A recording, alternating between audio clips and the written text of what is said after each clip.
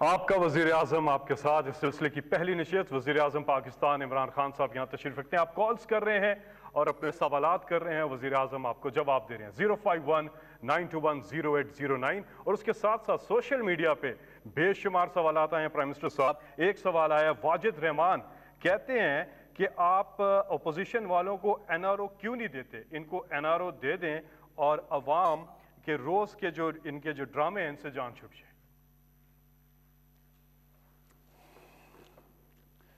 پھر اس طرح کریں, سارے جیل کھول دیں پاکستان کے, تو وہ بیچارے لوگوں کا کیا قصور ہے؟ ان کی تو چوریاں چھوٹی چھوٹی ہیں. کسی کی ₹1,00,000 چوری ہے, کسی نے بھینس چوری کی, کسی نے کوئی موٹر سائیکل چوری کیا. تو وہ بیچارے جو جیلوں میں بھرے ہوئے ہیں ان کا کیا قصور ہے؟ پھر دیکھیں, ایک ملک, میں اپنی ساری قوم کو یہ سمجھانا چاہتا ہوں, دنیا کی تاریخ اٹھا کے دیکھیں, کوئی دنیا میں ملک آج تک آگے بڑھ ہی نہیں سکا جدھر قانون کی بالادستی نہ ہو, رول آف لا نہ ہو. کوئی دنیا میں ملک دیکھ لیں, جب ایک ملک آگے بڑھتا ہے وہ صرف ایک چیز سے بڑھتا ہے, خوشحالی صرف ایک وجہ سے آتی ہے, جدھر قانون کی بالادستی ہوتی ہے. جس ملک کے اندر جس کی لاٹھی اس کی بھینس, مائٹ از رائٹ, جس ملک میں قانون نہیں ہوتا, آج مجھے بتا دیں ایک ملک جو ترقی کیا ہو, اور وہ ہوتا کیا چیز تباہ کرتی ہے ملک کو. میں مدینہ کی ریاست کے ہمارے سرکار مدینہ نبی صلی اللہ علیہ وسلم, انہوں نے ایک یہ سب یاد رکھ لیں, دنیا میں اس طرح کا لیڈر نہیں آیا, نہ آ سکتا ہے نہ آیا. انہوں نے کہا کہ بڑی قومیں تمہارے سے پہلے تباہ ہوئی, طاقتور کے لیے ایک قانون, کمزور کے لیے دوسرا. یہ این آر او ہے, مطلب کہ طاقتور کو آپ این آر او دے دیں, غریب لوگوں کو جیلوں میں بھر دیں. یہ قوم کی تباہی کا راستہ ہے. آج دنیا کا نقشہ اٹھا کے دیکھیں, ایک ایک ملک دیکھیں, کون سا خوشحال ملک ہے اور کون سا غریب ترین ملک ہے. وسائل کا اس میں کوئی دخل اندازی نہیں ہے. جو سب سے وسائل میں امیر ترین ملک ہیں وہ اس وقت غریب ترین ہے, وہ غربت سب سے زیادہ ہے. اور جن ملکوں کے اندر ہے ہی نہیں, وسائل ہے ہی نہیں, مثلا سوئٹزرلینڈ میں تو صرف ٹورزم ہی ہے, یا اسکینڈینیویا کے ملکوں میں کیا ان کی خاص چیز ہے؟ کچھ بھی نہیں ہے, لیکن وہاں خوشحال ترین ملک ہے. وجہ اس کی کہ وہاں قانون ہے, وہاں رول آف لا ہے. اور دوسرے ملکوں کے اندر جدھر یہ آپ ملک اٹھا کے دیکھ لیں, غریب ملکوں کو دیکھ لیں, ایک ایک ملک کو آپ دیکھ لیں کہ وہاں اسی طرح کے کرپٹ پرائم منسٹر آتے ہیں, کرپٹ پریزیڈنٹس آتے ہیں, وہ دونوں ہاتھوں سے وہ اور ان کی منسٹرز ملک کو لوٹتے ہیں, وہ سارے ملک کا پیسہ باہر لے جاتے ہیں. وہ کیوں باہر لے جانے پڑتے ہیں؟ کیونکہ اگر وہ ملک میں رکھیں گے تو پیسہ نظر آ جائے گا. اس لیے چوری کر کے ملک سے پیسہ جب باہر دگنا نقصان کرتے ہیں ملک کو. منی لانڈرنگ جو ہے, جب ایک غریب ملک کا پیسہ باہر جاتا ہے وہ دگنا نقصان کرتا ہے. کیسے نقصان کرتا ہے؟ ڈالر خریدنے پڑتے ہیں باہر بھیجنے کے لیے, یہ حوالہ ہنڈی سے ڈالر لیتے ہیں, پھر باہر جاتا ہے. وہ ڈالر جب آپ ملک سے باہر بھیجتے ہیں, ڈالر کم ہوتے ہیں, جب ڈالر کم ہوتا ہے تو روپیہ گر جاتا ہے آپ کا. جب روپیہ گرتا ہے تو ساری چیزیں مہنگی ہوتی ہیں. مہنگائی کیسے ہوتی ہے؟ جب روپیہ گر جاتا ہے آپ کا, جو چیز باہر سے لاتے ہو, تیل, بجلی, کھانا پینے, سب مہنگی ہو جاتی ہیں. آج جو سب سے بڑی وجہ غریب ملکوں کے اندر غربت کیا وجہ ہے؟ کہ وہاں اس طرح کے بیٹھے ہوئے ہیں ڈاکو چور جو اوپر آ کے ملک لوٹ کے ساروں نے اپنے ملکوں کو کنگال کر دیا, مقروض کر دیا. مہاتر محمد نے ملیشیا کو اٹھا کے عثمانوں پہ لے گیا. جیسے ہی مہاتر محمد 20 سال کے بعد گئے, ادھر بھی ایک اس طرح کا آدمی آ گیا, جس طرح ہمارے یہ جو اے پی ٹی ایم ٹائپ لوگ ہیں, اس نے بھی آ کے اپنا ملک لوٹا, منی لانڈرنگ کی. اس کا کیا نتیجہ ہوا؟ وہ ملیشیا جو خوشحال ترین ملک تھا وہ مقروض ہو گیا, اور وہ آج ان کا پرائم منسٹر جیل میں ہے جس نے اس کو مقروض کیا تھا.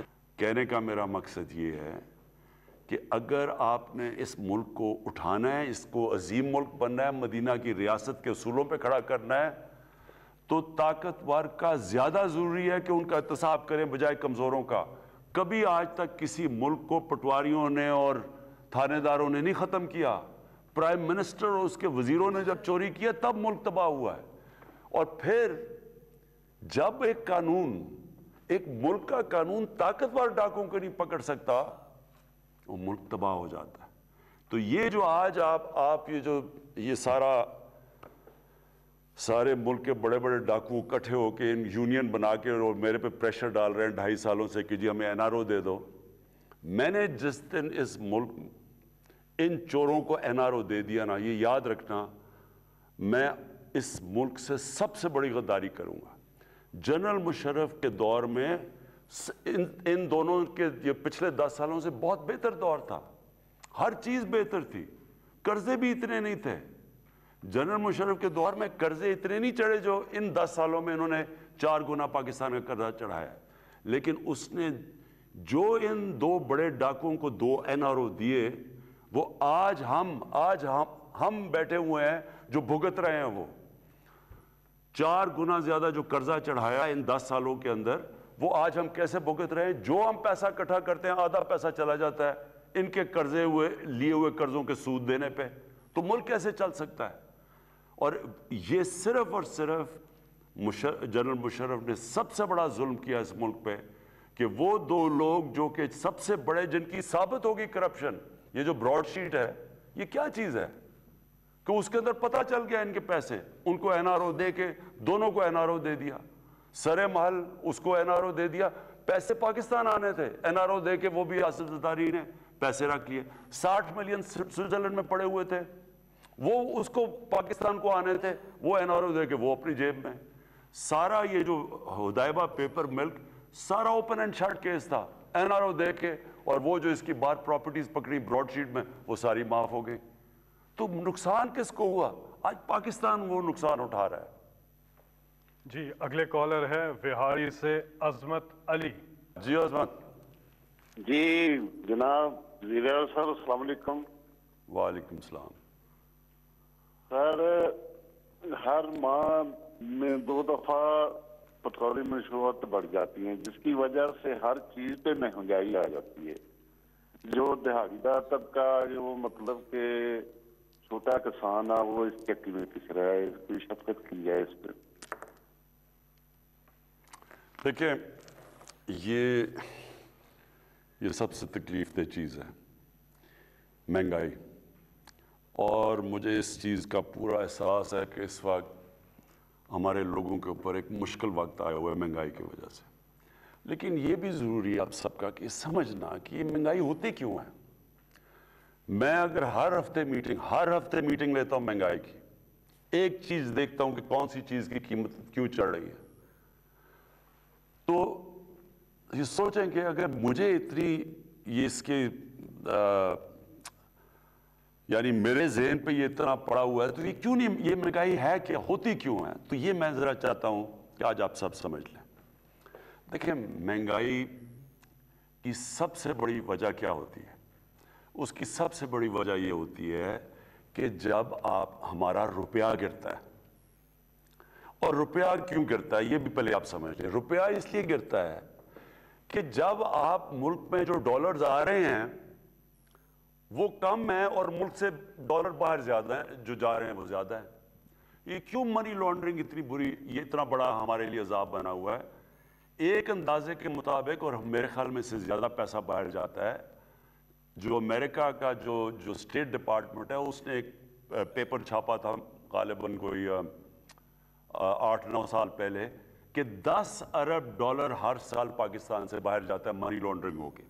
یعنی چوری ہو کے نا, یہ چوری کا پیسہ $10 ارب باہر جاتا ہے. پھر اگر ہماری امپورٹس اور ایکسپورٹس, مثلا جو چیزیں ہم دنیا کو ایکسپورٹ کر رہے ہیں وہ کم ہیں اور امپورٹ زیادہ ہیں, تو ظاہر ہے کہ وہ جب ڈالر کم ہوں گے ڈالر اوپر چلا جائے گا, روپیہ نیچے آ جائے گا. تو پہلے یہ سمجھیں کہ روپیہ گرتا کیوں ہے. جب ہمیں حکومت ملی تو جو ڈالر ملک سے باہر جا رہے تھے وہ $60 ارب تھے, اور ایکسپورٹس جس سے ملک میں ڈالر آنے تھے وہ $20 ارب تھی. پاکستان کی تاریخ کا سب سے بڑا یہ خسارہ تھا جس کو ٹریڈ گیپ کہتے ہیں، اور جو کرنٹ اکاؤنٹ ڈیفیسٹ تھا، یعنی کہ جو ٹوٹل ڈالر ملک سے باہر جاتے ہیں اور اندر آتے ہیں، یعنی جو ہم ریمیٹنسز بھی شامل کر لیں تو وہ 20 ارب ڈالر تھا، جو سب سے زیادہ پاکستان کی تاریخ کا خسارہ تھا۔ اس سے کیا ہوا؟ جیسے ہی ہماری حکومت آئی پریشر پڑ گیا روپے پہ، اور پچھلی حکومت نے اربوں ڈالر خرچ کیا تھا روپے کو اوپر رکھنے کے لیے۔ وہ کیا کرتے ہیں، جب روپے پہ پریشر پڑتے ہیں تو اب ڈالر پھینکنے شروع ہو جاتے ہیں مارکیٹ میں، تو ہمارے پاس ڈالر ہی نہیں تھے مارکیٹ میں پھینکنے کے لیے، کیونکہ ہمارے پاس ریزروز ہی نہیں تھے۔ ہم بلکہ جو ہمیں قسطیں دینی تھی باہر وہ بھی نہیں ہم دے پا رہے تھے، تو لہٰذا روپے نے گرنا تھا۔ تو میں صرف آپ کو اب یہ سمجھانا چاہتا ہوں پہلے تو کہ روپیہ کتنا گرا۔ ہمارے دور پہ روپیہ گرا 24.1%، اور ہمارے دور میں کہہ رہا ہوں 18-19 میں، 2018 اور 19 میں جو روپیہ گرا ہمارے دور میں گرا 24.1%۔ ہمارے سے پہلے بھی روپیہ گرا تھا، وہ گرا تھا جب پیپلز پارٹی آئے۔ جب پیپلز پارٹی آئے تو روپیہ گرا 25.5%، 2008-9 میں۔ 2008 جب ان کا روپیہ گرا تو جو سی پی آئی، اور یہ سارے آپ دیکھ سکتے ہیں اسٹیٹسٹکس، جو کنزیومر پرائس انڈیکس جسے کہتے ہیں، جو بتاتا ہے کہ کتنی مہنگائی ہوئی، وہ 17% تھی۔ اور ہمارے 18-19 میں جب 24.1% روپیہ گرا تو 7.3% تھی۔ اور یہ آپ دیکھ سکتے ہیں، یہ بیورو آف اسٹیٹسٹکس کے اندر یہ لکھا ہوا بتایا ہوا آپ کو۔ اب یہ کیوں، اب جب یہ روپیہ گرتا ہے تو کیا ہوتا ہے، پہلے یہ سمجھیں۔ سب سے پہلے تیل مہنگا ہو جاتا ہے۔ تیل مطلب پٹرول اور ڈیزل مہنگا، اس کا مطلب ٹرانسپورٹ مہنگی۔ اس کے بعد بجلی مہنگی، کیونکہ آدھی بجلی بنتی ہے تیل سے، اور پھر جو باقی بجلی کے کانٹریکٹ سائن کیے ہوئے ہیں وہ سارے ڈالرز میں کیے ہوئے ہیں۔ تو جیسے ہی روپیہ گرا، جو ڈالر کی چیزیں ساری مہنگی ہو گئی۔ پھر جو ہم چیزیں امپورٹ کرتے ہیں، سب سے پہلے گھی، تقریباً سارا گھی ہم امپورٹ کرتے ہیں باہر سے، وہ مہنگا۔ چائے مہنگی، چائے باہر سے امپورٹ کرتے ہیں۔ پھر دالیں مہنگی، جو عام آدمی بیچارہ کھاتا ہے، تقریباً 70% دالیں باہر سے ہم امپورٹ کرتے ہیں، وہ مہنگی ہو گئی۔ تو جب بجلی مہنگی ہوئی، مزید اور چیزیں مہنگی ہو گئی۔ پھر گیس، اب آدھی گیس ہماری جو ہم پاکستان میں گیس نکلتی ہے وہ کم ہوتی جا رہی ہے، جو باہر سے ہم گیس لیتے ہیں وہ مہنگی ہے، تو جب وہ گیس بھی مہنگی ہو گئی، تو ساری چیزیں مہنگی ہو جاتی ہیں جب آپ کا روپیہ گرتا ہے۔ اس لیے ہماری گورنمنٹ پوری کوشش کر رہی ہے پاکستان میں ایکسپورٹ بڑھانے کی، اور مجھے بڑی خوشی ہے کہ پچھلے مہینے ریکارڈ ایکسپورٹس بڑھی ہیں ہماری۔ جب تک ہماری ایکسپورٹس نہیں بڑھیں گی، اور اللہ کا شکر ہے ریکارڈ ریمیٹنسز بڑھی ہیں، یعنی کہ جو باہر پاکستانی بینکوں کے تھرو پیسے بھیجتے ہیں وہ بھی بڑھی ہیں، اور اس کی وجہ سے 17 سال کے بعد پاکستان کا 5 مہینے مسلسل، جس کو کرنٹ اکاؤنٹ کہتے ہیں، کہ ہم جتنے ہمارے ڈالر آ رہے ہیں اندر اور ہمارے ڈالر باہر جا رہے ہیں، ہم نے اس کو بیلنس کر لیا، ہمارا خسارہ ختم کر دیا ہم نے، کیونکہ ہم نے ایکسپورٹس بھی بڑھائی ہیں اور ہماری ریمیٹنسز بھی بڑھی ہیں، اور ہمارا ملک صحیح راستے پہ لگ گیا ہے۔ تو اور اگلی چیز جو ہم نے کرنی ہے، انویسٹمنٹ ملک میں لے کے آنی ہے، وہ تیسری چیز ہے۔ تو جیسے جیسے ہم اب قدم اٹھا رہے ہیں، ڈالرز ہمارے ملک میں زیادہ آئیں گے، ہمارا روپیہ سٹرونگ ہو جائے گا۔ جب روپیہ ٹھیک ہوگا تو یہ آپ کا سب سے بڑا مہنگائی کا مسئلہ تب ختم ہوگا۔ دو اور چیزیں ہمیں مسئلے ہوئے، ایک 2 سال ہماری گندم کی کراپ کم ہو گئی، گندم کم ہوئی پاکستان میں۔ کیوں ہوئی؟ یہ موسم کی تبدیلی کی وجہ سے بارشیں اس ٹائم پہ ہو گئیں جب گندم کو ہم نے کٹائی کا ٹائم تھا۔ 2 سال مسلسل ہماری گندم کم ہوئی، وہ باہر سے منگوانی پڑی، جب وہ تو جس طرح روپیہ گرا تو وہ بھی مہنگی۔ پھر چینی، وہ ہماری کم ہو گئی، 2 سال مسلسل ہماری گندم کم ہوئی، وہ باہر سے منگوانی پڑی، جب وہ تو جس طرح روپیہ گرا تو وہ بھی مہنگی۔ پھر چینی، وہ ہماری کم ہو گئی، تو چینی بھی جب باہر سے آئی، اور کیونکہ جو میں آپ کو کہہ رہا ہوں کہ ڈالر کے اوپر پریشر تھا، حالانکہ چینی اتنی مہنگی نہیں ہوئی باہر سے، لیکن गंदम हमें गवर्नमेंट को बहुत बड़ा कीमत अदा करनी पड़ी। तो कहने का आखिर में मकसद ये है, मुझे पूरा एहसास है, सारा वक्त मैं मॉनिटर कर रहा हूँ, पूरी कोशिश कर रहे हैं कि हम महंगाई को रोकें, और अल्लाह का शुक्र है इस वक्त महंगाई जब हम आए थे गवर्नमेंट में उससे पहली दफ़ा उससे कम महंगाई है इस बारी, इस महीने, जो मैंने कहा भी आज मीडिया पे। तो थोड़ा आपको सब्र करना पड़ेगा। एक बुरे माशी हालात में, एक मकरूज मुल्क में जिसने कर्जे लिए हुए थे, आहिस्ता आहिस्ता जैसी हमारी माइशत ठीक होगी इंशाल्लाह इसके ऊपर मुकम्मल काबू पा लेंगे। जी, कॉल्स का सिलसिला जारी है। आप प्राइम मिनिस्टर पाकिस्तान इमरान खान से बात कर रहे हैं। कौन बात कर रही हैं, कहाँ से? जी, मैं बादशाह बात कर रही हूँ आयरलैंड से। जी, क्या सवाल है आपका प्राइम मिनिस्टर से? मेरा सवाल प्राइम मिनिस्टर साहब से है कि हम लोग जो है एक गैर इस्लामी ममालिक में रहते हैं, और हम एज अ पाकिस्तानी और एज अ मुसलमान, हमारे लिए यहाँ पे नामूस रसालत का बहुत बड़ा मसला है।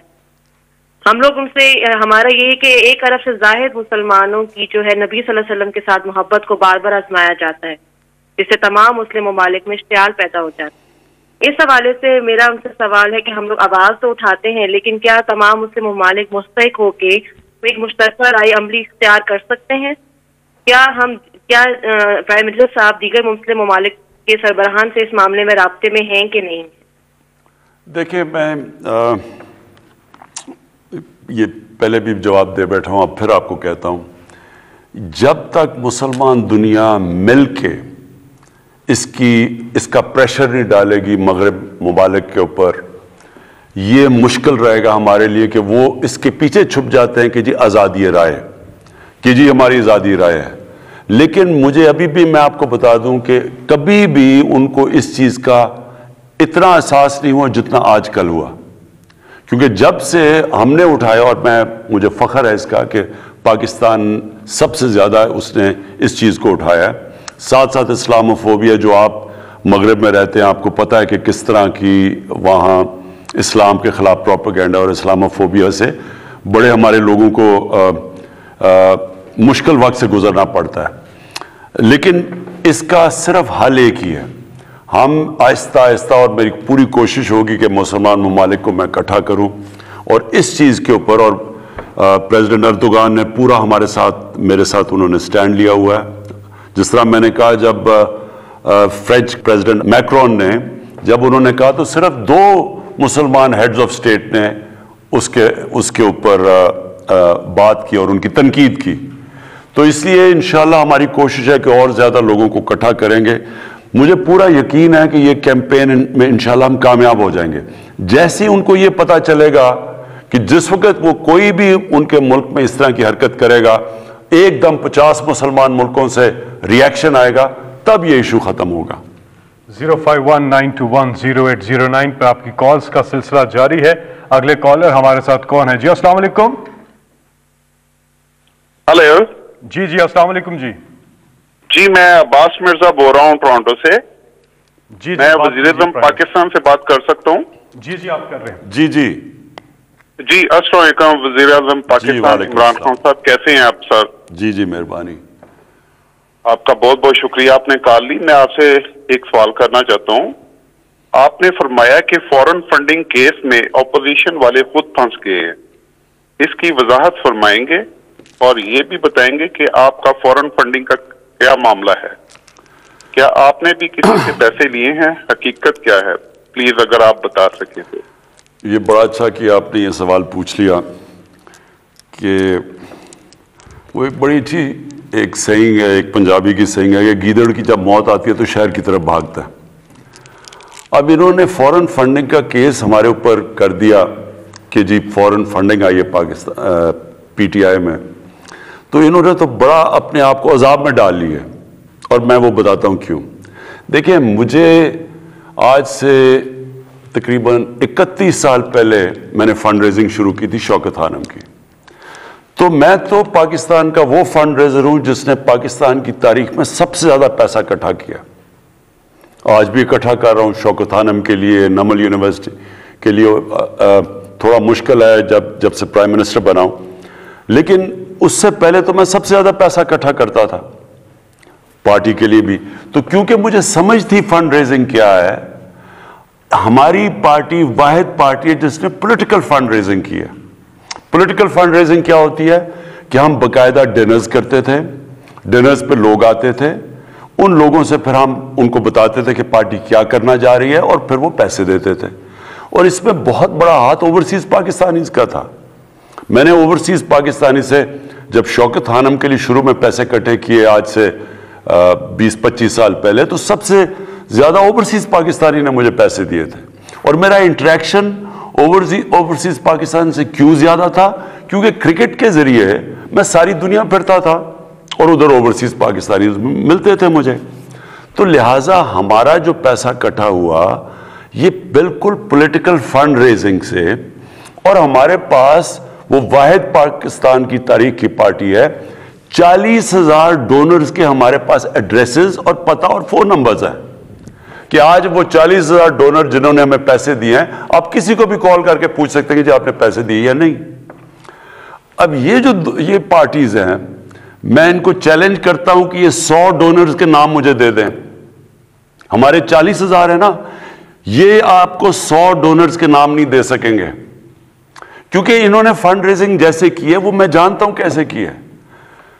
ایک تو یہ جو بڑے بڑے قبضہ گروپ انہوں نے پالے ہوئے تھے, ان سے پیسے لیتے تھے.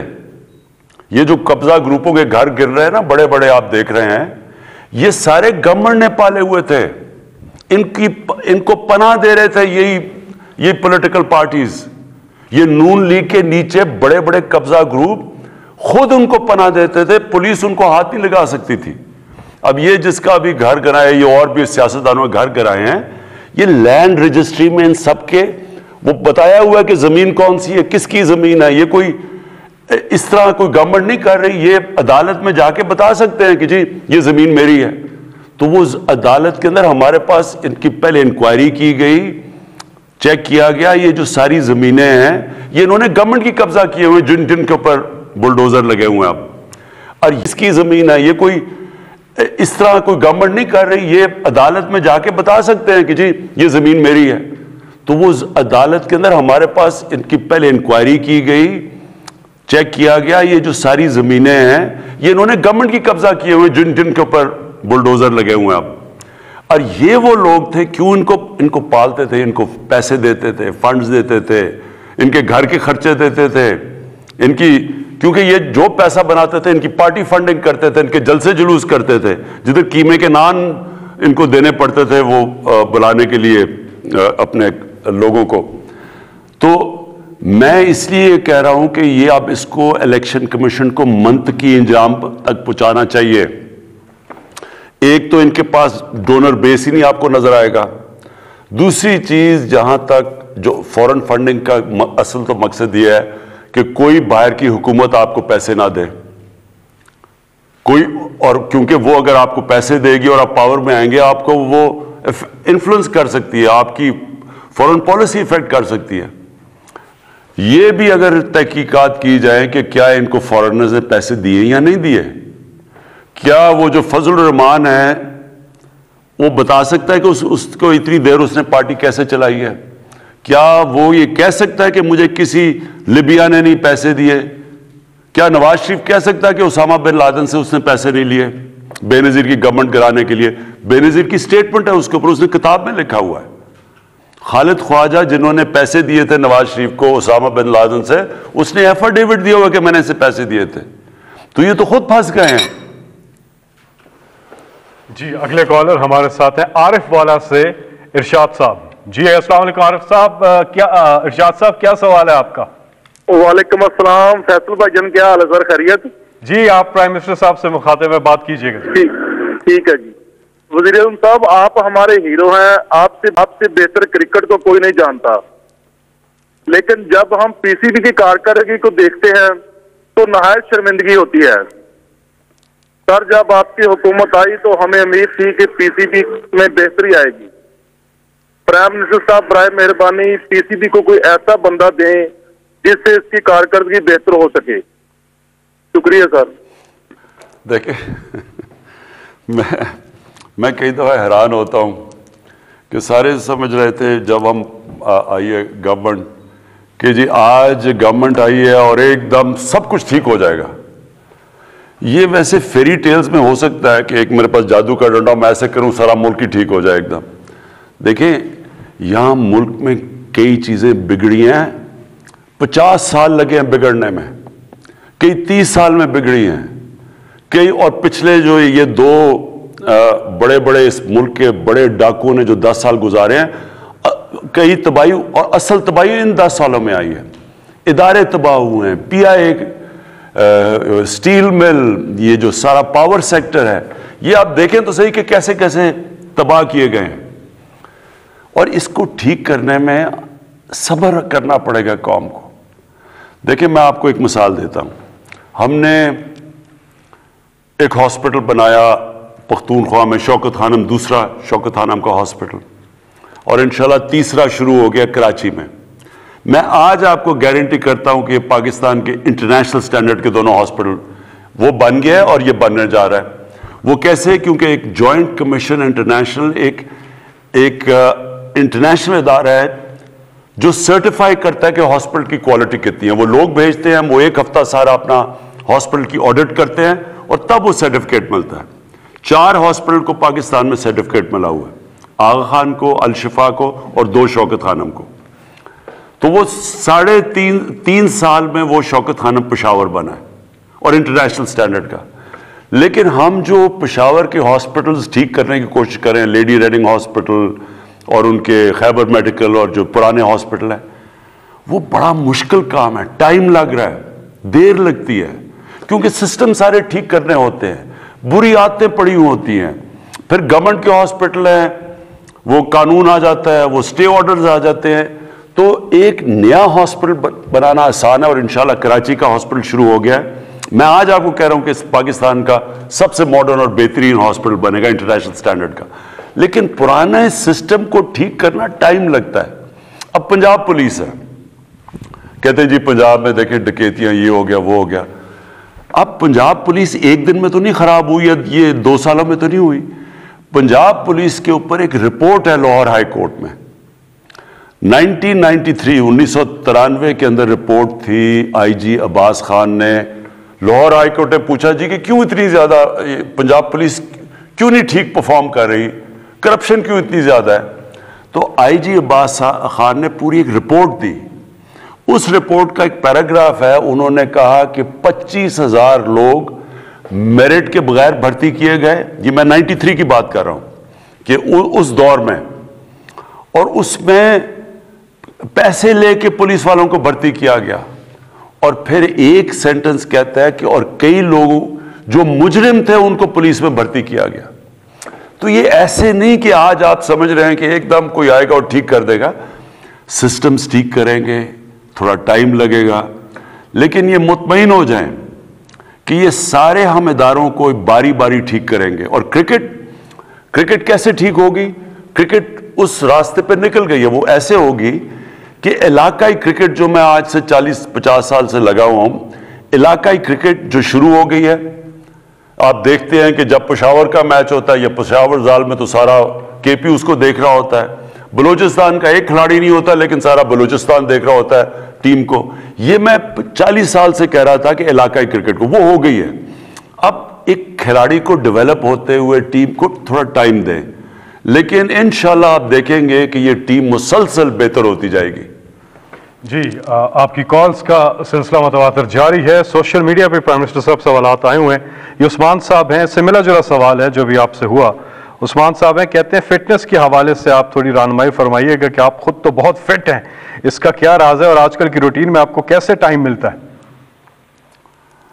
آج کل تو بڑا مشکل ہے فٹ ہونا. بلکہ میں دیکھ رہا تھا بشرا بیگم نے ایک وہ ویئنگ مشین دیکھی, تو جب ویئنگ مشین رکھی, میں جب کرکٹ کھیلتا تھا سارا میرا کبھی 185 پاؤنڈ سے زیادہ ویٹ نہیں گیا. تو جب مشین پہ کھڑا ہوا تو 200 پاؤنڈ پہ پہنچ گیا ویٹ. وہ اس لیے کہ 8-8 گھنٹے 9-9 گھنٹے میں کرسی پہ بیٹھتا ہوں اور اتنا ٹائم نہیں ملتا مجھے ایکسرسائز کرنے کا. لیکن دیکھیں اللہ نے جب سے دنیا بنائی ہے, میں سب کو ایک چیز کہنا چاہتا ہوں, وہ کامیابی تو اس کو دیتا ہے جو محنت کرتا ہے. اللہ نے آپ کو یہ کہا ہوا ہے کہ جسم جو آپ کا ہے یہ اس کی طرف سے ایک نعمت ہے. اب جتنا آپ اس کی نعمت کا دھیان رکھیں گے وہ آپ کو بیماریاں نہیں ہوں گی. اللہ آپ کو صحت دے گا، اور اچھی صحت سے بڑی نعمت کوئی نہیں ہے. لیکن جو ایکسرسائز نہیں کرے گا اور اپنا کھانا صحیح طرح دیکھ کے نہیں کھائے گا تو اس کے مسئلے مسائل ہوں گے. یہاں پہ وقت ہوا ہے ایک بریک کا. کھانا نہیں کھانا اپنے بریک میں. ہم فوراً واپس آ رہے ہیں. کالز کا سلسلہ جاری ہے. آپ کا وزیر اعظم آپ کے ساتھ.